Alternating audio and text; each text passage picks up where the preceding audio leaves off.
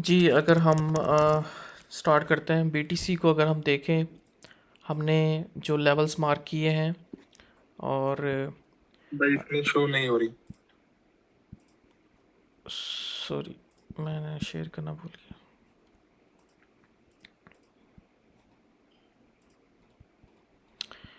सो अगर हम बीटीसी को देखें तो मैंने ये लेवल्स बताए थे कि बीटीसी जो है, मैं पहले आपको बताता हूँ कि जो लोग न्यू हैं, मुझे लग रहा है कि कुछ लोग न्यू आए हैं। जी, किसी को कोई सवाल है? एनीवेज, मैंने बताया था कि मैं ज़्यादा ट्रेड करता हूँ रेंज स्ट्रेटजी को। रेंज स्ट्रेटजी क्या होती है? बेसिकली मार्केट जो है वो एक रेंज में मूव करती है,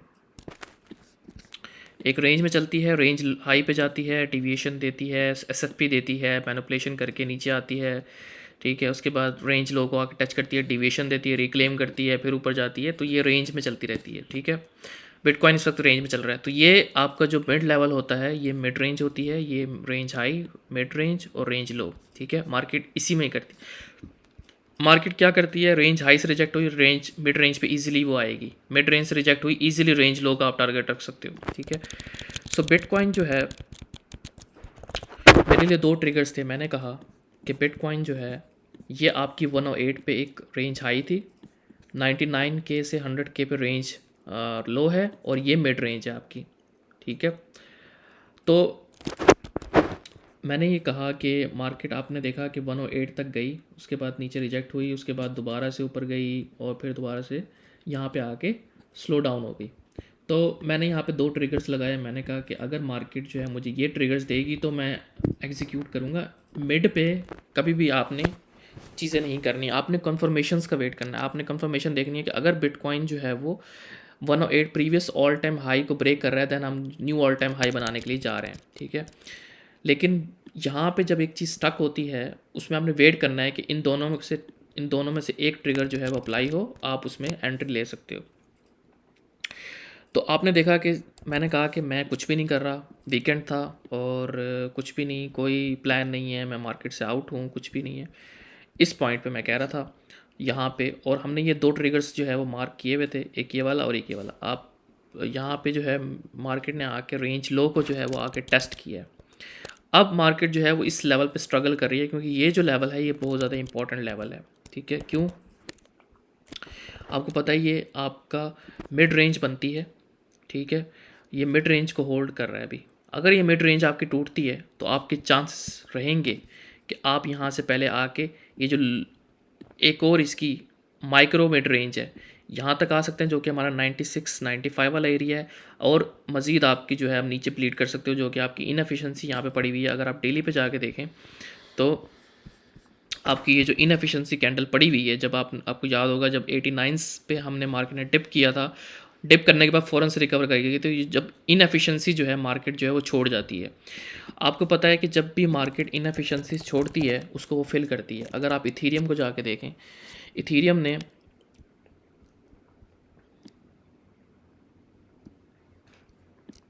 अगर मैं आपको इसको वीकली चार्ट दिखाऊं,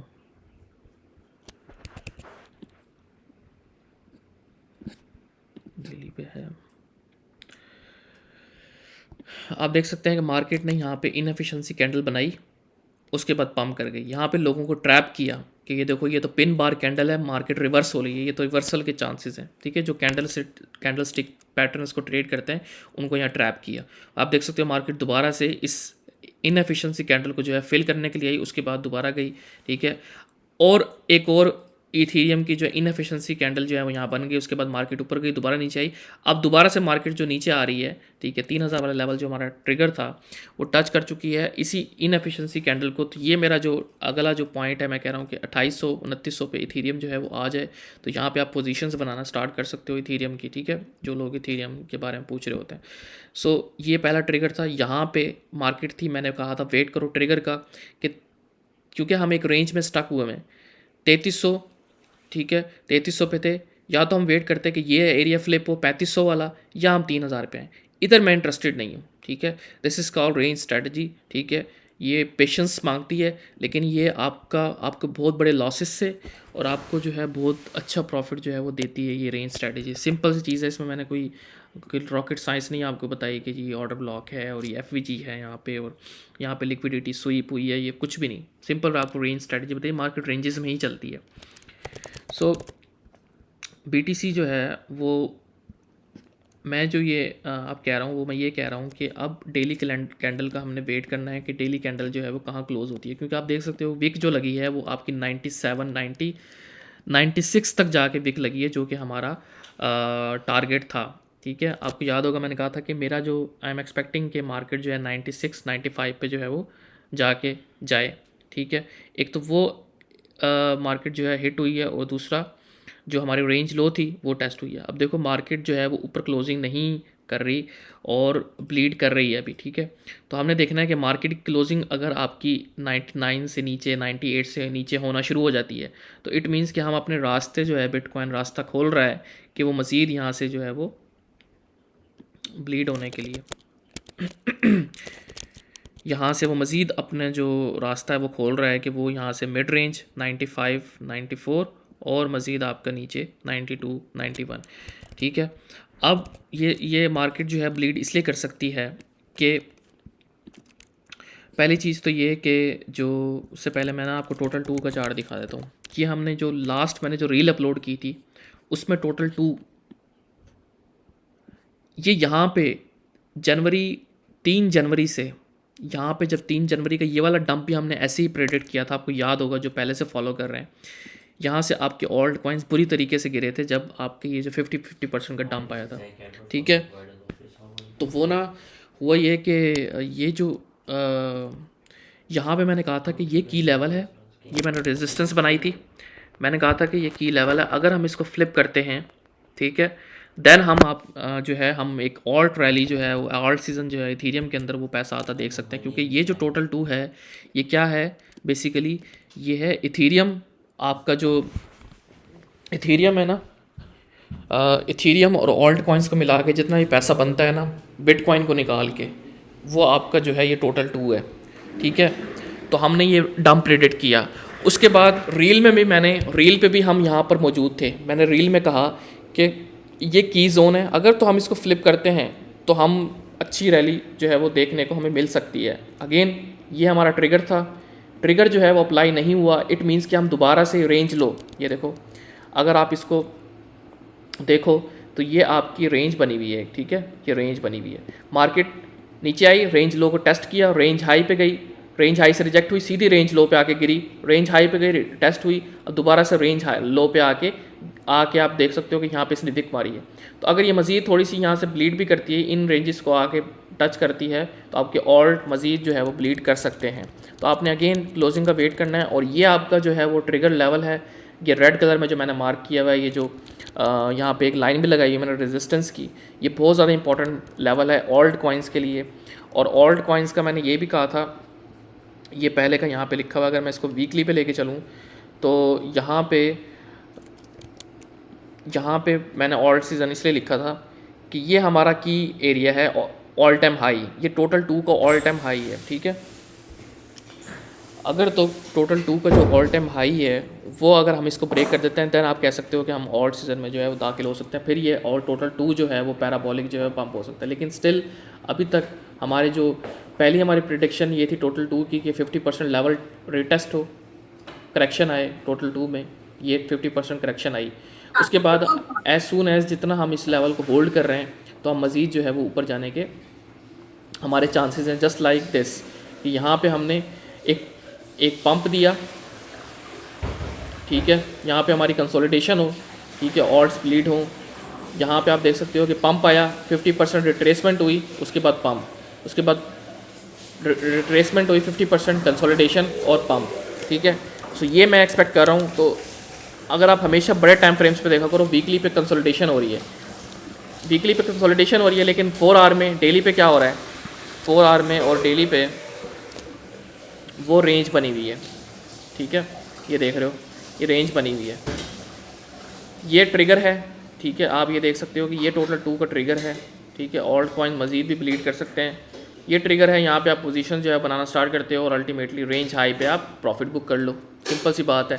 जो बंदा रेंज स्ट्रैटेजी यूज़ कर रहा था उसने टोटल 2 को चार्ट से देखा, यहाँ पे प्रॉफिट्स बुक किया, ऑल्ट कॉइन्स के डंप किया, यहाँ ऑल्ट कॉइन्स को बाय किया, यहाँ पे ऑल्ट कॉइन्स के प्रॉफिट बुक किए, यहाँ ऑल्ट कॉइन्स को बाय किया, यहाँ ऑल्ट कॉइन के प्रॉफिट बुक किए। तो जब तक हम इस रेंज को ब्रेक नहीं कर रहे, हम ऑल्ट कॉइन्स के अंदर मोमेंटम जो है वो नहीं देख सकते। ऑल्ट कॉइन्स दिन ब दिन जो है वो ब्लीड होते जा रहे हैं। अगर आप किसी भी ऑल्ट कॉइन का चार्ट उठा के देखो, SCI का देख लें उठा के, तो SCI जो है आपका वो तकरीबन यहाँ से 59% जो है वो डंप है। ठीक है, 59% का डंप का मतलब ये है कि इसको दोबारा इस लेवल पे जाने के लिए कितने परसेंट का पंप चाहिए? इसको दोबारा यहाँ जाने के लिए 141% का पंप चाहिए, 141%, और ये एक बहुत बड़ा पंप है। ठीक है, मार्केट ने स्टिल अभी तक आपका जो मार्च का लेवल है, ये मार्केट ने तो अपना मार्च का लेवल अभी तक ब्रेक नहीं किया। ठीक है, मार्च के लेवल तक इस कॉइन को जाने के लिए कितना पंप चाहिए? ऑलमोस्ट 2.5x या 3x, ऑलमोस्ट 3x आपको पंप चाहिए।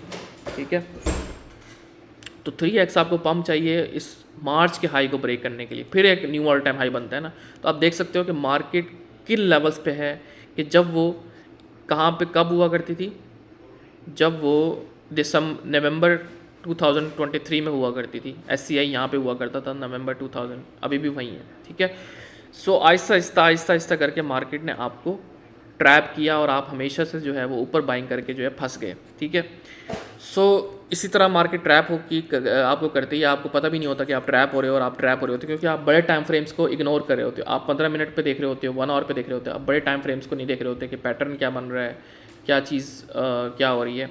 तो ये आपने टोटल 2 का जो चार्ट है, इसको आपने लास्ट में अपने जहन में रखना है। ठीक है, इसी से ही हमने बार बार जो है वो डंप प्रेडिक्ट किए। ये अगर गिरेगा तो ऑल्ट कॉइन्स गिरेंगे, ये पंप करेगा तो ऑल्ट कॉइन्स पंप करेंगे, सिंपल सी बात है। ठीक है, और ये एक रेंज आपकी जो है वो बनी हुई है।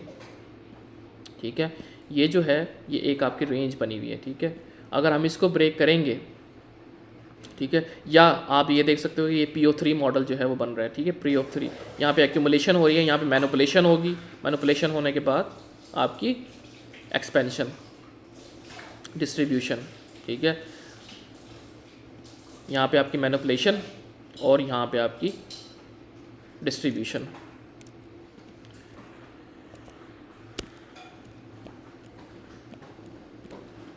ठीक है, इस तरह यहाँ पे एक विक मारे, मैनिपुलेशन हो, ऑल्ट प्लीड करें, उसके बाद से जो है वो मार्केट जो है ऊपर चले। इसलिए मैंने जो कुछ आज अपनी स्टोरी में ना कुछ ऑल्ट कॉइन्स के बहुत नीचे के बाय लिमिट ऑर्डर्स भी दिए हैं कि मार्केट अगर बहुत ज़्यादा ब्लीड करती है, इस तरह की मैनिपुलेशंस होती हैं, तो आपके वो लिमिट ऑर्डर जो है फिल हो जाए। इसलिए मैंने कहा है कि 40%, 35% मार्केट से बाहर रखो पैसा, उसको ज़रूरत नहीं है। सिर्फ 60% से ट्रेड करो, 65% से बाकी जो है वो आपका मार्केट से बाहर होना चाहिए। DC वाली अमाउंट आपने लगाई है, उसके बाद जब वो पम्प कर जाए तो उसको दोबारा से आप DC वाली अमाउंट जो है अपनी निकाल लो। अच्छा, उसके बाद आज आप देख सकते हैं कि मार्केट काफ़ी ज़्यादा ब्लीड की। क्यों? अगर आप XPX जाके देखें, यानी कि जो आपकी स्टॉक एक्सचेंज है US की, उसने आज काफ़ी ब्लीड किया है, वो काफ़ी गिरी है, क्योंकि स्टॉक मार्केट के लिए ये वाला डंप, थोड़ा सा डंप, 2% का डंप भी काफ़ी होता है। ठीक है, तो ये 2% जो है मार्केट गिरी है, उसकी वजह से आपका उसको जो इफेक्ट है आपको क्रिप्टो में भी देखने को मिला। अब ये क्यों गिरी? क्योंकि आपको पता है कि डीप सीक जो है, जो राइवल है उसका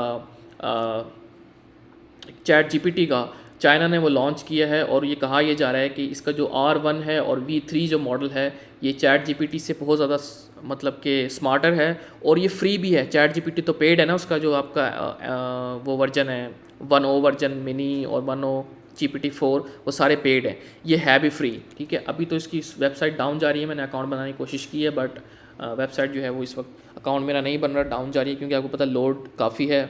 और इन्होंने ट्वीट भी किया है डीप सीक वालों ने कि हम इन्वेस्टिगेट कर रहे हैं कि क्या इशू है बेसिकली। तो डीप सीक जो है ये न्यू राइवल है, जिसकी वजह से आपका जो NVIDIA का स्टॉक है वो आज तकरीबन 13-50% गिरा है, क्योंकि आपको पता है कि जो NVIDIA है वो काफ़ी AI में काफ़ी इन है, और जब डीप सीक वाले आए हैं ओपन AI को वो लेके, तो ओपन AI गिरा है। NVIDIA जो है वो आप देख सकते हो कि तकरीबन जो है आज NVIDIA 21% जो है वो ड्रॉप हो चुका है, ठीक है, अब तक। So this is big.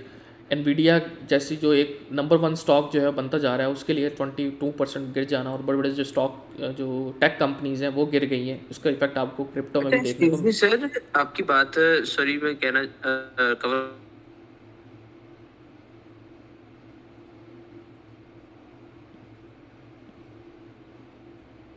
तो ये जो स्टॉक ओपनिंग वाले दिन जो गिरा है, मंडे को स्टॉक जो गिरा है, ये उसमें इतना फासला जो ये आता है इस चीज का, ये बेसिकली फासला कैसे क्रिएट करती है मार्केट के, इसको स्टॉक को ओपन होते गिर जाए स्टॉक अपनी प्राइस से? ये बायर और सेलर की वजह से फासले होते हैं, ठीक है। इतनी अग्रेसिव किस्म के ऑर्डर्स होते हैं तो वो फासले क्रिएट हो जाते हैं। आप इसको जाके गूगल पे पढ़ना, आपको ना डिटेल में पता लग जाएगा कि ये फासले क्यों क्रिएट होते हैं। ये बायर और सेलर के डिफरेंस की वजह से आता है, ठीक है। सो ये चीज़ है। तो उसके बाद आपने देखा कि एनवीडिया गिरा, उसके बाद मार्केट जो है वो काफ़ी गिरी। अच्छा, लेकिन कहा यह जा रहा है कि जो डीप सीक है, ठीक है, मैं इलॉन मस्क का ट्वीट पढ़ा था तो उसमें था कि डीप सीक जो है, ये जो चिप यूज़ कर रहे हैं वो एनवीडिया की यूज़ कर रहे हैं, ठीक है। ये चीज़ अभी किसी को पता नहीं है, ठीक है, कि ये जो चिप यूज़ हो रही है, इसके अंदर जो कंप्यूटर यूज़ हो रहे हैं एआई के, वो एनवीडिया कंपनी के यूज़ हो रहे हैं, ठीक है। लेकिन एनवीडिया गिर रहा है इस डीप सीक की वजह से। एनीवेज, दो सुपर पावर हैं, चाइना और यूएस, इनकी आपस में जो है वैसी लगती है। तो ये एआई की जंग तो अब आगे होनी है। अब आपको पता है कि आगे जो जंगें होनी हैं वो टेक्नोलॉजी की जंग होगी। वो ये वाली जंग नहीं होगी कि मैं मिसाइल मार दूंगा या मैं गौरी मार दूंगा या मैं शाहीन मार दूंगा, इस तरह की जंग नहीं होगी। अब आगे जो जंगें होंगी वो फाइनेंशियल वॉर्स होंगी। फाइनेंशियल जो है वो एक दूसरे से लड़ा जाएगा फाइनेंशियली, आपकी टेक्नोलॉजी वाइज कि मैं ज़्यादा बेहतर बना सकता हूँ, कहेगा मैं ज़्यादा बेहतर बना सकता हूँ, और उस तरह दोनों मुल्कों की जो इकॉनमी है वो इफेक्ट हो रही होती हैं, ठीक है। तो ये सारा कुछ है। उसके अलावा जो एक और फैक्टर है, इस एफओएमसी आने से पहले मैं ये चीज़ बताता हूँ कि जो सबसे इम्पोर्टेंट बात है, चाइना की स्टॉक मार्केट कम की है सर, चाइना की स्टॉक मार्केट, चाइना के स्टॉक्स। हाँ वो पम्प की होगा। तो मैं ये बताना चाह रहा था कि ना जो हुआ ये था कि एग्जेक्टिव ऑर्डर जो आया वो ये था कि क्रिएशन होगी, इवैल्यूएशन होगी स्टॉक पाइल को बनाने की, अभी बनाया नहीं है, ठीक है। ऑर्डर दिया है, एक वर्क फोर्स बनाई है। अगर आप यहाँ पे आके द वाइट हाउस, अगर आप यहाँ पे आके लिखो द वाइट हाउस, ठीक है, यहाँ पे आके ये वाइट हाउस के जो ऑर्डर्स हैं, जो एग्जेक्टिव ऑर्डर दिया है क्रिप्टो से रिलेटेड, आप इसको आगे पूरा पढ़ सकते हो, ठीक है। तो ये वाइट हाउस का ऑफिशियल डॉक्यूमेंट है, आप इसको जाके इसको पढ़ सकते हो। तो उसमें लिखा हुआ है कि 180 डे का जो है वो टाइम दिया है प्रेसिडेंट ने, कि 180 डेज़ के अंदर आपने मुझे समरी जमा करानी है कि आया कि हम इसमें पोटेंशियल है स्टॉक पाइल को बनाने का या नहीं। दूसरी चीज़ कि मार्केट ने इस चीज़ को एक्सेप्ट नहीं किया, कि मार्केट तो एक्सपेक्ट कर रही थी कि एसपीआर बनेगा, स्ट्रैटेजिक बिटकॉइन रिजर्व, लेकिन वो उसके हवाले से कोई ऑर्डर नहीं दिया गया, और बड़ा लेट भी दिया गया ऑर्डर 2-3 दिन के बाद। तो तीसरी चीज़ ये कि जो वॉचर गुरु है, सबसे बड़ा न्यूज़ जो वेबसाइट है, उन्होंने गलत कोट की कि उसने ऑर्डर दे दिया नेशनल स्टॉक पाइल बनाने का, लेकिन ऐसा नहीं था। और फॉक्स की रिपोर्ट उसने कोट की, लेकिन फॉक्स ने असल में जो न्यूज़ दी थी वो ये थी कि इवैल्यूएशन होगी अभी। और अगर आप कहीं पे भी जाके ऑफिशियल डॉक्यूमेंट्स पढ़ें तो उसमें कहीं नहीं लिखा हुआ कि स्टॉक पाइल जो है बना दिया गया है, उसमें ये लिखा हुआ है इवैल्यूएशन होगी। टैक्स के मैटर हैं भाईजान, प्रेसिडेंट ट्रंप के लिए बहुत इश्यूज़ हो सकते हैं अगर वो अभी से अपना ट्रंप कॉइन शिल करना शुरू कर दे या क्रिप्टो को शिल करना शुरू कर दे। उसके लिए आगे प्रेसिडेंशियल उसके जो एरिया है, अपना क्या कहते हैं, टेन्योर है, उसमें उसके लिए प्रॉब्लम खड़ी हो सकती हैं। उसके अलावा जब वो प्रेसिडेंट बन के निकलेगा तो ये सारी चीज़ें जो हैं ये सब उसके सामने आएंगी, उसके पे केसेस हो सकते हैं, वो सारा कुछ हो सकता है। तो हमेशा लॉजिकली चीज़ों को लेके जो है वो चला करो कि चीज़ें जो है वो लॉजिकली कैसे काम करती हैं। तो लॉजिक यही कहती है कि भाई टाइम लगेगा इन चीज़ों में, मे बी 6 महीने का टाइम दिया है तो आप इसको एक्सपेक्ट कर सकते हो कि इसको साल का टाइम भी लग सकता है, 6 महीने से ज़्यादा टाइम भी लग सकता है, और जो है आपका 2 साल भी इसमें लग सकते हैं इसको सारा इम्प्लीमेंट होने में, क्योंकि जो टैक्स मैटर्स हैं, ठीक है, बहुत से इश्यूज़ होते हैं, उन सारों को टैकल करना होता है। उसके अलावा मार्केट ड्राइव हो रही थी पहले, कैसे हो रही थी कि फ़ौरन से न्यूज़ आई कि जिस बिटकॉइन रिज़र्व जो है वो बन सकता है, मार्केट पम्प करना शुरू कर दी। फिर वो थोड़ा स्लो हो जाती थी, फिर माइक्रो स्ट्रैटेजी ने बाइंग कर ली, वो फिर पम्प कर गई। फिर वो थोड़ा स्लो हो गई, फिर न्यूज़ आना शुरू हो गई कि ट्रम्प बन गया, फिर उसने पम्प दिया। फिर न्यूज़ आई कि जी वो एग्जेक्टिव ऑर्डर देने लगेगा। फिर ट्वीट आना शुरू हो गए सेनेटर्स की तरफ से कि जी स्ट्रैटेजिक बिटकॉइन रिजर्व की बातें हो रही हैं। फिर मार्केट पम्प करने, तो ये जो पम्प हो रही थी मार्केट, ये रूमर्स की वजह से होती है पम्प, सेंटिमेंट्स की वजह से होती है। लेकिन जब वो एक्चुअली चीज़ हुई, जब वो ऑर्डर आया, उसके बाद आप देख सकते हैं ट्रम्प जब इनाग्रेशन हुई है उसके बाद बिटकॉइन डंप ही कर रहा है आपकी। बल्कि ऑल्ट कॉइन्स तो करीब डंप रहे हैं काफ़ी 2-3 महीने से, वो तो पम्प किए ही नहीं है। ठीक है, तो बिटकॉइन जो है पम्प डंप कर रहा है क्योंकि ऑल्ट्स में कोई भी लिक्विडिटी जो है वो किसी तरह की वो नहीं है। ठीक है, सो अब एक कैटलिस्ट जो बचा है जो मार्केट को ड्राइव कर सकता है वो है FOMC। अगर आप FOMC को जाके देखो, इन्वेस्टिंग जो ट्रम्प ने एक अच्छी चीज़ कही है कि मैं रेट्स को कम करूँगा, रेट्स जो है वो ज़्यादा हैं, इंटरेस्ट रेट्स को गिराया जाएगा। और आपको पता है कि जब इंटरेस्ट रेट जो है वो गिराए जाते हैं तो मार्केट में जो आपको पता है लिक्विडिटी आती है, ज़्यादा से ज़्यादा लोग बोरोइंग कर सकते हैं। जब वो ज़्यादा से ज़्यादा लोन लेंगे बैंक से तो वो जाके इन्वेस्ट करेंगे क्रिप्टो में, स्टॉक में, कि हम इस पैसे को डबल करें या किसी बिज़नेस में। तो लिक्विडिटी आती है जब इंटरेस्ट रेट जो है वो किसी मुल्क के जो है वो कम होते हैं। तो ये FOMC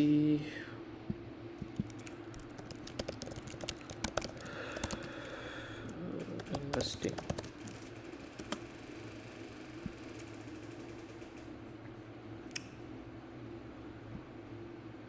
तो ये है आपकी जनवरी 29 को FOMC का जो डिसीजन आने वाला है। आप देख सकते हो कि इंटरेस्ट रेट्स को कम कर दिया गया था, 4.75 प्रीवियस थे, फिर 4.50 कर दिया गया। इस दफ़ा जो है वो 29 को देखते हैं कि इंटरेस्ट रेट जो है वो कम होते हैं। ऑब्वियसली अगर इंटरेस्ट रेट जो है वो फोरकास्ट किया जा रहा है कि सेम रहेंगे, अगर फोरकास्ट से ज़्यादा आ जाता है तो मार्केट के लिए वो बेरिश होगा। अगर फोरकास्ट से कम आता है यानी इंटरेस्ट रेट गिर जाते हैं 4.50 से, तो मार्केट के लिए अच्छा साइन हो सकता है। लेकिन अगेन मैनिपुलेशंस हो सकती हैं, बुरी न्यूज़ अच्छी न्यूज़ बन जाती है क्रिप्टो में, और अच्छी न्यूज़ जो है बुरी न्यूज़ बन जाती है। तो ये सारी चीज़ें जो है मैनिपुलेशन जो है वो चलती रहेंगी। तो सिर्फ एक ये कैटलिस्ट बचा है FOMC का, इंटरेस्ट रेट्स, जो मार्केट को पंप दे सकते हैं। अदरवाइज़ मार्केट में बिल्कुल भी फ्यूल इस वक्त नज़र नहीं आ रहा, और मार्केट इस वक्त बहुत ज़्यादा वीक हुई है। स्टॉक मार्केट जो है वो काफ़ी अभी ओपन होगी और वो रिएक्ट करेगी। वो किस तरह रिएक्ट करती है पता नहीं, और मज़ीद ये गिर सकता है या नहीं गिर सकता, वो सारा है। लेकिन हमारे जो लेवल्स हैं, हमने वही हमारे लेवल्स हैं, मैंने बाइंग लिमिट ऑर्डर्स दिए हैं आपको। ठीक है, इथीरियम की बात करें, अब ऑल्ट कॉइन्स की तरफ चलते हैं। इथीरियम की बात करें तो इथीरियम जो है वो आपका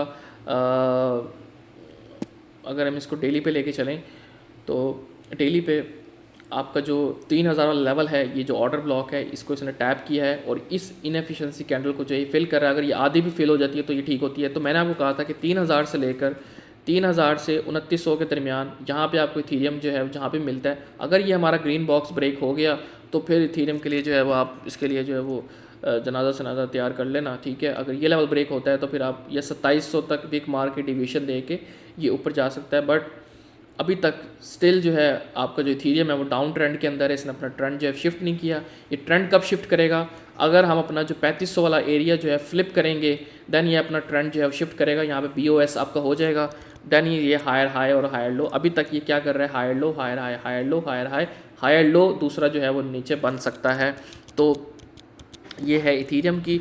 उसके अलावा AR जो है वो हमने इसको डिस्कस किया था कि आपको पता है कि मेरी इसकी $16 की बाइंग है, यहाँ पे $16 की बाइंग है। जब ये यहाँ पर आया था तो मैंने कहा था वेट करो, ये यहाँ पर आएगा तो मैं DC करूँगा, अदरवाइज़ मैं DC नहीं करूँगा। तो इसने यहाँ पे विक मारी, यहाँ पे रीटेस्ट किया, रीटेस्ट करने के बाद दोबारा से ये ब्लीड आउट करके जो हमारा ट्रिगर है $12 से $13 वाला, यहाँ पे मैंने दोबारा से इसकी बाइंग जो है वो की है, इसको DCA किया है।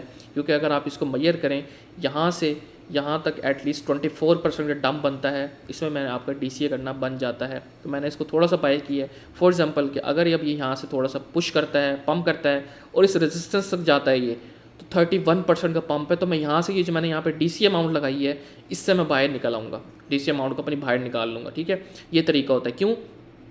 क्योंकि मार्केट क्या है, lower low lower high, lower low lower high, lower low lower high, lower low lower high बनाने पे मैं अपनी पोजीशन यहाँ पे कट करूँगा डीसी वाली अमाउंट से पैसे बनाने के बाद, नीचे लोअर लो जो है बन सकता है। लेकिन अगेन आपका ये $16 वाला और ये जो है आपका BOS है, इसको अगर हम फ्लिप करते हैं AR के अंदर, देन आप कह सकते हो कि ये हमारा ट्रिगर है। अदरवाइज़ जो है वो आपने ट्रिगर्स पे और इस तरीके से जो है वो बाइंग करनी है। उसके अलावा टाओ जो है, टाओ का हमने डिस्कस किया है कि ये स्टिल अपनी इंपॉर्टेंट रेजिस्टेंस पे है। टाओ भी सेम क्या कर रहा है कि यहाँ पे lower low lower high, lower low lower high, lower लो, ठीक है। अब यहाँ पे इसने लोअर हाई जो है बनाया। अगर लोअर हाई अपना कैसे ब्रेक करेगा, अगर ये पिछला हाई कहाँ पे पड़ा हुआ है आपका, इस एरिया में, ये पिछला हाई है आपका। अगर मैं यहाँ पे आपको मार्क करूँ तो ये आपका पिछला हाई है, ठीक है। अगर टाओ इसको फ्लिप करता है देन आप कह सकते हो कि ये आपकी ये लिक्विडिटी और आपकी सारी लिक्विडिटीज़ स्वीप होंगी यहाँ तक, ठीक है। लेकिन स्टिल आपका जो टाओ है वो डाउन ट्रेंड में है। कैसे, अगर आप यहाँ पे ट्रेंड लाइन भी ड्रॉ करें तो आपको नज़र आएगा कि टाओ जो है वो डाउन ट्रेंड में है। अगर ये आपकी ट्रेंड लाइन फ्लिप होती है, ब्रेक होती है, देन आप कह सकते हो कि ब्रेकआउट हुआ है, देन आप बुलिश मोमेंटम देख सकते हो। देखो, जब भी किसी कॉइन के अंदर, किसी प्रोजेक्ट के अंदर ब्रेक ऑफ स्ट्रक्चर नहीं हो रहा, ट्रेंड शिफ्ट नहीं हो रहा, तो आप मार्केट के अगेंस्ट ना जाओ। अब ये ट्रेंड क्या है, बेरिश ट्रेंड है, मैं ट्रेंड के अगेंस्ट नहीं जा सकता जब तक मेरा ट्रेंड यहाँ शिफ्ट नहीं होता। तो आपने डिसीजन लेने होते हैं, ये नहीं कि बस जो है मार्केट में बाय करके बैठ गए और बस दूसरों को गालियाँ दे रहे हो, कोस रहे हो। भाई अपनी स्ट्रैटेजी आपने बनानी होती है। यहाँ पे आपने बाइंग की थी, अगर आपने यहाँ पे DCA किया था, यहाँ पे आपका 34% का पंप बनता है, आप यहाँ से एग्जिट ले लो, ठीक है। एग्जिट ले लो, ये नहीं कि सारा बेच दो, क्योंकि यहाँ से अगर फ्लिप हो गया तो फिर आपको फोमो होगा। आप कुछ हिस्सा बेच दो कि यार ये रेंज हाई जो है वो टच हो गई है, मैं अगर दोबारा रेंज लो पर आऊँगा तो फिर मैं दोबारा से बाइंग करूँगा उसी प्रॉफिट से। तो ये तरीका होता है आपका किसी भी उसका। तो उसके अलावा अगर हम कैस्पा को देखें, ये भी अच्छा प्रोजेक्ट है। आप देख सकते हो कि इसने ये एरिया फ्लिप किया बट यहाँ पे सस्टेन नहीं कर पाया। अगर हम इस एरिया को यहाँ पे सस्टेन करते तो हमारा ये रेंज हाई पे जाने के चांसेस थे, लेकिन दोबारा से अब ये इसके नीचे आ गया। तो अब इसके दोबारा से चांसेस हो गए हैं कि हम ये ट्रिगर, इस बार ये ट्रिगर इसको दे देना चाहिए। अगर ये इस बार ये ट्रिगर देता है तो मैं इसकी यहाँ पर बाइंग करूँगा। आपको याद होगा कि इसको डिसिप्लिन कहते हैं कि मार्केट यहाँ तक भी आ गई, मैंने DCA नहीं किया, यहाँ तक भी आ गई, मैंने DCA नहीं किया, ठीक है। मैंने कहा भाई ट्रिगर होगा तो मैं DCA करूँगा। मार्केट यहाँ से पंप कर गई, कोई बात नहीं, लेकिन मैंने सब्र किया, मार्केट दोबारा से इन लेवल्स पे आ गई है। तो सब्र जब आप मार्केट में करोगे तो आपको दोबारा से मार्केट इन लेवल्स में मिलेगी। अब दोबारा से अगर ये लेवल हमारा अचीव होता है तो हम यहाँ पे कैस्पा पे दोबारा पोजीशन बनाने शुरू करेंगे। आपको पता है कि पिछले दिनों कैस्पा जो है वो काफ़ी आउट परफॉर्म कर रहा था मार्केट को, 43% पंप किया था यहाँ से। तो ये अगर इसके लेवल्स टैप होंगे तो आप इसमें पोजीशन जो है वो बना सकते हो। उसके अलावा रेंडर जो है ये भी ख़तरनाक लग रहा है, क्योंकि मैंने इसका जो ट्रिगर दिया था, रेंडर भी lower low lower high lower लो बना रहा है और ये एरिया तोड़ने की कोशिश कर रहा है। अगर ये एरिया टूट जाता है तो आप इसी दोबारा से इसी रेंज के अंदर आके जो है फंस जाओगे। ये रेंज क्या है, रेंज लो, रेंज हाई, मिड रेंज। तो आपका पहली बाइंग क्या होगी रेंडर की, कि ये जो मिड रेंज है आपकी, यहाँ पे ये आपकी पहली बाइंग होगी और आखिरी जो दूसरी बाइंग होगी आपकी रेंज लो। तो यानी $3 $4 तक भी आपका रेंडर जो है वो आ सकता है और यहाँ पे जो पोजीशन जो है वो आप बना सकते हो रेंडर में, ठीक है। तो स्टिल आपने क्लोजिंग्स का वेट करना है, कोई जल्दी नहीं करनी, फंड अपने पास रखो। यहाँ से मार्केट ऊपर चले जाए अच्छी बात है, बट वेट करो अच्छे लेवल्स का, सही लेवल का। वो मैं आपको बताता रहूँगा कि मार्केट की क्या कंडीशंस हैं और वो सारा कुछ क्या है। उसके अलावा ओंडो का हम आपको पता है कि इसका बहुत अच्छे तरीके से हमारा जो ट्रिगर है वो प्ले आउट हुआ था, लेकिन स्टिल अभी हम दोबारा से इस रेंज में आ गए हैं। तो मैं दोबारा इस ट्रिगर का वेट करूंगा। अगर इस ट्रिगर में दोबारा आती है तो मैं ओंडो को बाय करूंगा, वरना ये वाली जो पोजीशन है हमारी, और हमने यहाँ पे इसमें थोड़ा सा प्रॉफिट बुक की भी किया था, तो उसी प्रॉफिट से जो है मैं यहाँ पे बाइंग करूँगा। अदरवाइज़ मैं यहाँ पे बाइंग जो है वो ओंडो की नहीं करूँगा इस लेवल पे, जब तक मुझे अगर ये लेवल यहाँ पे दोबारा से नहीं मिलता, ये लेवल्स नहीं होते। क्यों? क्योंकि अगर आप देखो Ondo still lower high lower लो बना रहा है, ठीक है। इसने अभी तक अपना ब्रेक ऑफ स्ट्रक्चर नहीं किया। ब्रेक ऑफ स्ट्रक्चर ये कहाँ पे करेगा? अगर ये इस लेवल को ब्रेक कर देता है फिर ये अपना जो है वो एक स्ट्रक्चर जो है वो शिफ्ट कर देगा, ठीक है। लेकिन अभी तक इसने ये लोअर लो ही बना रहा है, डाउन ट्रेंड के अंदर ही है, ठीक है। तो जब ये पंप्स आते हैं ना, तो मैं आपको कितनी दफ़ा समझा चुका हूँ कि लोगों को ना समझ नहीं आती कि एक चीज़ का ट्रेंड ही डाउन ट्रेंड में है, एक चीज़ ऐसे आ रही है यूँ, ठीक है। आप इस पंप के ऊपर क्यों बुलिश हो जाते हो और एकदम से जो है वो फिर जब ये डंप आता है बेरिश हो जाता है, फिर ये जैसे पंप आता है ऐसे बुलिश होता है, लेकिन आप देखते नहीं हो कि भाई मार्केट का ट्रेंड ही lower lower low lower high बना रहा है, ठीक है। सो ये चीज़ है। सो और किसी का कोई कॉइन है जो करना हो तो देख लेते हैं। सर रून का देख लें जरा। रून जो है वो इसकी काफ़ी न्यूज़ है, लेकिन मैं इसका यही कहूँगा कि इसकी कॉम्पेटिटर जो है मार्केट में बहुत ज़्यादा आ गए हैं। अगर आपको ये कोई इसमें अगर फंसा हुआ है तो ये $4 के अराउंड या इस एरिया के अराउंड जो है आप रून को जो है वो निकाल देना, ठीक है।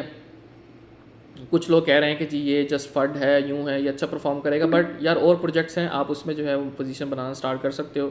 बट ये जो है अभी इस रेंज को जो है वो होल्ड कर रहा है आपकी ये जो, ठीक है, इस रेंज को ये होल्ड कर रहा है, ठीक है। यहाँ से इसमें बाउंस आता है, आप अपनी पोजीशन जो है वो कट करना शुरू करते हो, ब्रेक इवन पे आते हो तो इससे आप निकल जाना, क्योंकि ये बहुत ज़्यादा जो है वो ब्लीड कर चुका है, लाइक अपने ऑल टाइम हाई से ये अब ये इसका ऑल टाइम हाई बना था मार्च में, उसके बाद से ये 82% डंप है, यानी इसको दोबारा मार्च के हाई पे जाने के लिए 5x चाहिए, 5x इसको चाहिए मार्च तक, मार्च के टॉप पे जाने के लिए 5x, ठीक है। सो बी रियलिस्टिक और चीज़ों को देखो कि कौन सी ऐसे चीज़ें हैं जो मार्केट को आउट परफॉर्म कर रही हैं, कौन सी ऐसी अभी तक तो कुछ भी नहीं कर रहा, लेकिन एक चीज़ है कि AI जो है आगे जाके आउट परफॉर्म करेगा मार्केट में, क्योंकि AI की जंग है आगे, ठीक है। तो आपका जो ज़्यादा बैग्स हैं वो AI ड्रिवन ज़्यादा होने चाहिए, लाइक टाओ, रेंडर, ठीक है। इस तरह के जो AI हैं, AI एजेंट्स चल रहे हैं आजकल, ठीक है। तो इस तरह के जो नैरेटिव्स हैं आपके बैग में वो ज़्यादा होने चाहिए, जो RWA है, ठीक है, जैसे DeFi है। और दूसरा, अगर आप कॉइन गेको पे जाओ, कॉइन गेको पे जाने के बाद आपकी यहाँ पे एक कैटेगरी ऐड हुई है US मेड कॉइन्स के नाम से, ठीक है। अगर आप यहाँ पे सर्च भी करें US मेड, ठीक है, ये US ये मेड इन US से आ जाएगा, कैटेगरीज मेड इन US से, इसके ऊपर अगर आप क्लिक करोगे तो ये वो कॉइन्स हैं जो USA में बने हैं, ठीक है। तो आप इनमें अपॉर्चुनिटीज़, इसका टेक्निकल एनालिसिस करके यहाँ पे एंट्रीज लेना देख सकते हैं। सोलाना है, XRP है, कार्डानो है, चेन लिंक है, एवेलेंच है, XLM है, HBAR, Sui, DOT, LTC, Aptos, Near, Render, Ondo, ठीक है, Algo, Fil, Optimism, Stacks, Injective, WLD।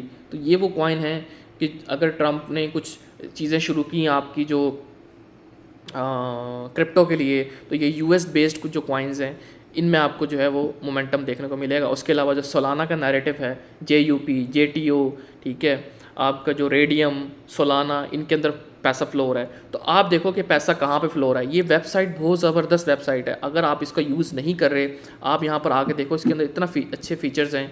आप यहाँ पर आके इसकी कैटेगरीज में आके हाईलाइट्स में चले जाओ, आपको ये हाईलाइट में बताएगा कि पिछले ट्रेंडिंग कॉइन्स कौन से चल रहे हैं। आपको बता रहा है जुपिटर चल रहा है, टाओ चल रहा है इस वक्त ट्रेंडिंग में, ओंडो चल रहा है, सुई चल रहा है।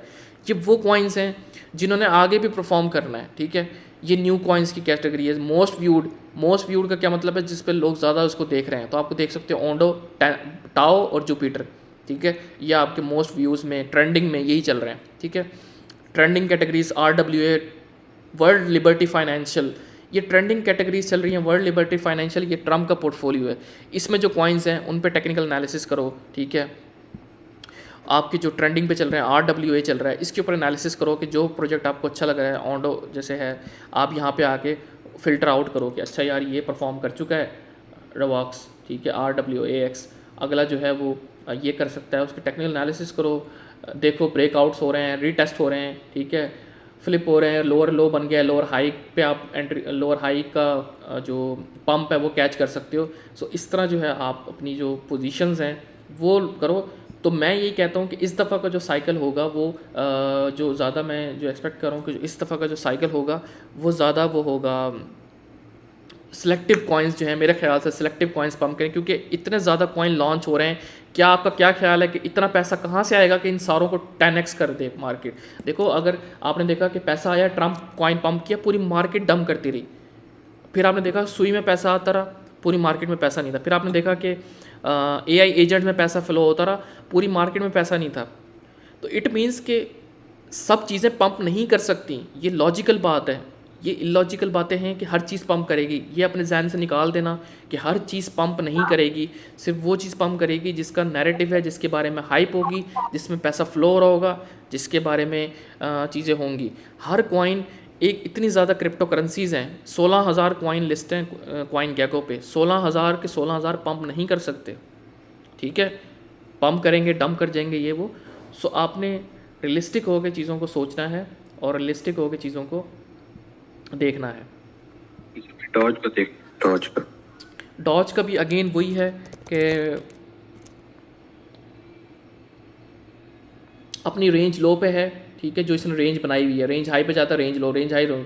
अब ये सिर्फ 50% लेवल पे है, ठीक है। अगर ये इस विक को फिल करने के लिए आता है तो आपकी यही पोजीशन जो है वो, यही जो है वो आपकी पोजीशन जो है वो यहाँ से डॉज की बन सकती है। लेकिन अगेन आपके ट्रिगर क्या होने चाहिए कि पहला आपका ट्रिगर जो है वो, सॉरी, आपका यही होना चाहिए, देखो आपने रेंज देखनी है कि किस जगह पे ये डॉज स्टक हुआ पड़ा है। आपको नज़र आ रहा है कि ये स्टक है, तो ये आपका टीपी होना चाहिए, ये आपकी बाइंग प्राइस होनी चाहिए यहाँ पे, कि एटलीस्ट अगर प्राइस यहाँ पे है ना, आपको कोई कुछ भी कह रहा है कि डॉज जहाँ भी चला जाएगा, कोई कुछ भी कह रहा है, आपका प्लान नहीं होना चाहिए भाई ये फ्लिप होगा तो मैं बाइंग करूँगा, ये आएगा तो मैं बाइंग करूँगा, यहाँ मैं बाइंग नहीं कर रहा। क्यों? आपको याद हो, आपने देखा कि मार्केट ने यहाँ से पंप किया, डॉज ने यहाँ से रिजेक्ट हुआ, ऐसे ऐसे करते करते रेंज लो को आके टेस्ट किया या नहीं किया? टेस्ट करता है कॉइन रेंज लो को आके। तो भाई मैं खुश हूँ अगर मैं यहाँ पे टॉप पे बाइंग करता हूँ, मैं खुश हूँ। क्यों? क्योंकि मैंने कन्फर्मेशन के बाद बाइंग की है, ठीक है। अगर मैं यहाँ कर रहा हूँ तो मैं खुश हूँ क्योंकि मैंने कन्फर्मेशन के बाद बाइंग किया। अगर मैं यहाँ पे भी आ गया तो मैं डीसी कर लूँगा, मैं कितने % डाउन होऊंगा? 18%। लेकिन अगर मैं यहाँ से डाउन होऊंगा तो मैं 30% डाउन होऊंगा, ठीक है। तो डिफरेंस है पूरे हाफ का डिफरेंस है। तो आपने रेंजेस को मार्क करना है कि एटलीस्ट बाइंग जो आपने करनी है रेंज लो से करनी है, पहली एंट्री। उसके बाद आप देख सकते हो कि आपने डीसीए कहाँ करना है, ये वो आप इस विक पे जो है वो दूसरा डीसीए इस विक पे कर सकते हो 0.25 वाला एरिया पे। तो अभी डॉज को देखना है कि एक रेंज में ये स्टक हुआ है। जब तक ये इस रेंज को ब्रेक नहीं कर रहा, जब तक ये इस रेंज को ब्रेक नहीं करेगा, ये पंप नहीं करेगा, ठीक है। आपको याद होगा यहाँ पे एक रेंज में स्टक हुआ रहा, उसके बाद यहाँ पे जब ये ब्रेक डाउन हुआ, अब देखो मज़े की चीज़, यहाँ पे ये ब्रेक डाउन हुआ, आपके लिए उसने चीख के आपको बताया भाई मेरे से निकल आओ। ये देखो यहाँ पे इसने इस इतनी सारी लिक्विडिटी को यहाँ पे जब स्वीप किया है इसने नीचे की तरफ, उसके बाद ये डंप किया काफ़ी, उसके बाद ये पंप किया है। ये पंप क्यों किया है? रीटेस्ट करने के लिए आया, इस लेवल को रीटेस्ट करने के लिए आया, और इसने आपको चीख के कहा भाई मेरे से निकल आओ। अलार्म इसने दे दिया था कि आप मुझे डी रिस्क कर सकते हो। उसके बाद आप देख सकते हो कि जिसने इसको डी रिस्क किया वो कितने बड़े डंप से बच गया, 29% के डंप से। तो रेंजेस मार्क करो, बेसिकली सपोर्ट रेजिस्टेंस को मार्क करो पहले कि भाई सपोर्ट बन कर रही है, और कहाँ पे मार्क करो। अब जो BTC की मैंने मार्क की है आपको मैं दिखाता हूँ जस्ट फॉर लर्निंग पर्पस, कि BTC की जो रेंज मार्क की है मैंने, ये कैसे मार्क की है। ये दिसंबर का मैंने यहाँ लिखा हुआ है, दिसंबर का हाई, दिसंबर का लो। कैसे? अगर मैं साफ चार्ट पे चलूँ,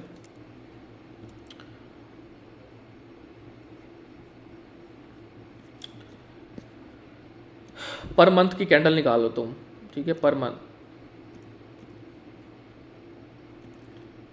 ये पर मंथ है। मतलब कि दिसंबर में बिटकॉइन यहाँ तक पंप किया और यहाँ तक डंप किया, ठीक है। इट मीन्स कि ये दिसंबर का हाई था, ये दिसंबर का लो था, और कैंडल यहाँ पे क्लोज हुई, ठीक है। अच्छा, अब मैं इसको लेके जाऊँगा वीकली पे। अब आपको नज़र आ रहा है कि आपके पास एक रेंज मार्क हो गई, ठीक है, एक रेंज मार्क होगी कि बिटकॉइन इसी रेंज में चल रहा है। अब मैं इसको डेली पे लेकर आऊँगा और मैं इसको एक्सटेंड करूँगा।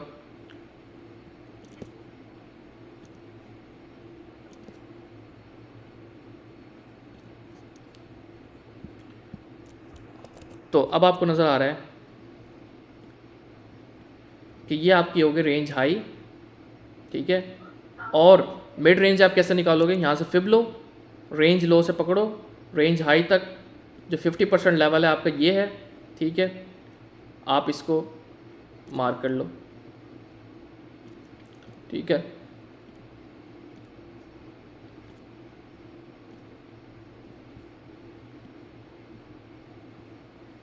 ये फ्यूचर का चार्ट है ये, सॉरी ये फ्यूचर का चार्ट है। मैं ना इसमें क्यों गड़बड़ क्या हो रही है, 1,12,000 तक तो गया ही नहीं है बिटकॉइन।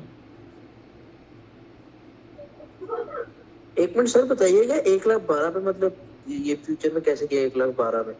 ये फ्यूचर की जो फ्यूचर में जो लिस्ट होता है ना, वहाँ पे प्राइस का डिफरेंस होता है, ठीक है। जैसे आपकी CME पे लिस्ट है, वहाँ पे प्राइसेस का डिफरेंस होता है। जैसे कॉइन बेस पे डिफरेंस होता है, एक्सचेंजेस पे डिफरेंस होती हैं।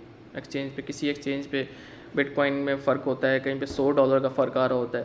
तो इस तरह जो है ना, तो लेकिन आपको समझ आ गई ना बात कि मैं क्या कहना चाह रहा हूँ। अगर मैं यहाँ से इसको रिमूव करूँ तो अब आपको नज़र आ रहा है कि ये आपकी रेंज हाई थी, ये आपकी रेंज लो है, ठीक है, 90 वाला 1000 वाला एरिया। और अगर आप इसको यहाँ से अगर आप फिर ड्रॉ करें और आपको पता लग रहा है कि ये जो आपका लेवल है ये 0.618 वाला लेवल है, और ये आपका जो मिड रेंज है, आपकी जो मिड रेंज है वो कौन सा लेवल है, 99,000 वाला, ठीक है। अब मैं इसको रिमूव करता हूँ। अब आपके सामने एक रेंज आ गई। अब आप देख रहे हो कि आपको साफ यहाँ पे बिटकॉइन क्या बता रहा है कि भाई क्लोजिंग ऊपर होना ज़रूरी है। अगर क्लोजिंग हमारी बिटकॉइन की ऊपर होती है, ठीक है, यहाँ पे सस्टेन करता है, देन हम दोबारा से टारगेट किसको करेंगे, रेंज हाई को।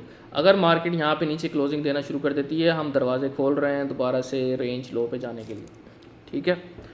सो ये आपकी सिंपल स्ट्रैटेजी है, आप इसको यूज़ कर सकते हो। आप देख सकते हो कि जब जब बिटकॉइन ने इसको ब्रेक किया, मिड रेंज को, रेंज हाई पे गया है, इसको ब्रेक किया, रेंज लो पर आया है, इसको ऊपर किया, स्विंग फेलियर पैटर्न दिया, नीचे आया तो रेंज लो पर ही आया, नीचे दरम्यान में लटका नहीं रह गया, ऊपर गया, इसको फ्लिप किया, रेंज हाई टारगेट था, मिड रेंज को दोबारा तोड़ा है, तो चांसेस हैं कि हम दोबारा से 90 पे भी आ सकते हैं। जो हमारी ये इनएफिशिएंसी कैंडल जो ये सारी पड़ी हुई है यहाँ पे, ये इनएफिशिएंट कैंडल जो है यहाँ पे जो पड़ी हुई है, इसको मार्केट जो है वो फिल करना आ सकती है कि 92 से 93 से भी आपकी ये आधी भी फिल हो जाए, तो तब आपकी जो इनएफिशिएंसी है वो मार्केट फिल करके और ऊपर चली जाएगी। बट मेरा जो मैं अभी देख रहा हूँ लेवल्स को, क्लोजली लेवल्स को देख रहा हूँ कि मेरी यहाँ पे क्लोजिंग इंपॉर्टेंट है। क्लोजिंग अगर 100K से 99K से ऊपर होना शुरू हो जाती है, देन मैं देखता हूँ कि डेली क्लोजिंग कहाँ होती है। अगर ये यहाँ पे क्लोजिंग आपकी मज़ीद यहाँ पे नीचे होना शुरू हो जाती है, तो यहाँ पे आप देख सकते हो कि नीचे क्लोजिंग होगी, ऊपर यहाँ पे रीटेस्ट होगा, रीटेस्ट होने के बाद दोबारा से मार्केट, ठीक है। सर दो कॉइन की जरा डिस्कशन करनी थी, जरा थोड़ी सी हेल्प कर देंगे? जी अच्छा सर, एक कॉइन हमने चेक करना था, एक था ऑल्ट, ALT। वो अप्रोक्सीमेटली मेरी जो एवरेज बाइंग है वो अप्रोक्सीमेटली तकरीबन 50 to 55% बिलो है, and I am still waiting कि कोई इसमें सही ट्रिगर समझ आता है। तो जरा हेल्प आउट कर सकते हैं कि उसका कौन सा ट्रिगर हम मतलब रुकें कि वहां पे जाके मतलब बाइंग की जाए?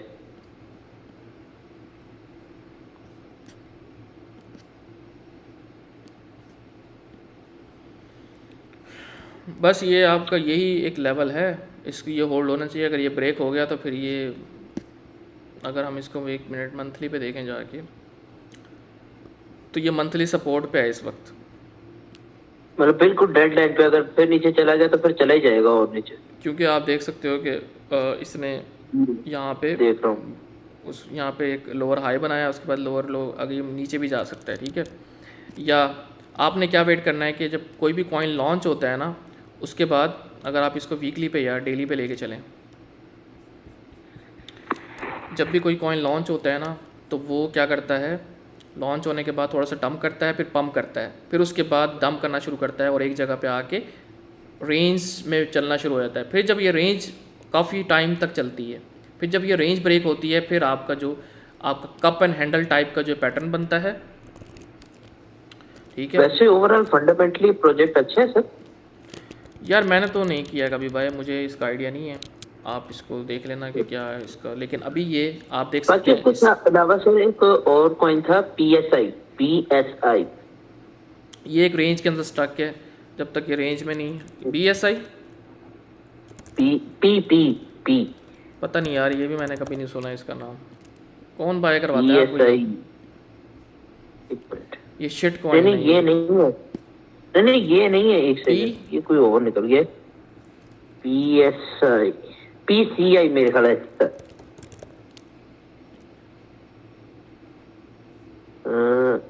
नहीं ये भी नहीं है। अच्छा खैर छोड़ो, टाइम SCI थोड़ा सा का रह तो वो- गया। किसी को कोई सवाल है और तो जल्दी से पूछ ले, फिर 1 मिनट बल्कि एंड होने वाली है कॉल।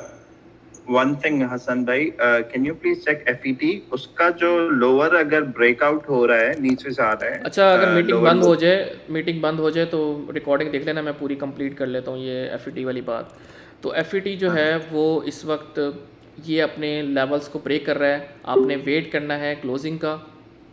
अगर तो यहाँ पे क्लोजिंग नीचे होना शुरू हो जाती है, ठीक है, अगर यहाँ पे क्लोजिंग नीचे होना शुरू हो रही है जैसे, तो आपने जो अगर ये यहाँ पे अपने आप को होल्ड नहीं करता, इस लेवल को रिक्लेम नहीं करता, देन आपने वेट करना है। देन आपके ये जो लेवल हैं ये टेस्ट होने के चांसेस हैं, आप रिक्लेम करो और उसके बाद, ठीक है, रिक्लेम करो और उसके बाद यहाँ से तो ये लेवल जो है आपके टेस्ट हो सकते हैं 0.6 वाले भी। तो ये लेवल जो है आपका होल्ड होना चाहिए FET में, क्योंकि आप देख सकते हो कि यहाँ तक कोई ऐसी कोई फ्री फॉल है यहाँ तक, ठीक है, कुछ रेजिस्टेंस या कोई एरिया आपको यहाँ पे नज़र नहीं आएगा। यहाँ पे आपका ऑर्डर ब्लॉक है, ठीक है, यहाँ पे आपको एक सपोर्ट देखने को मिलेगी, तो यहाँ पे आपने इसको एक्यूमुलेट जो है वो कर सकते हो। सो या ठीक है, thank you so much for joining. इंशाल्लाह मैं इसको अपलोड कर दूँगा, उसके बाद आप जो है वो इसको दोबारा से देख लेना। Okay, thank you so much, अल्लाह हाफिज़।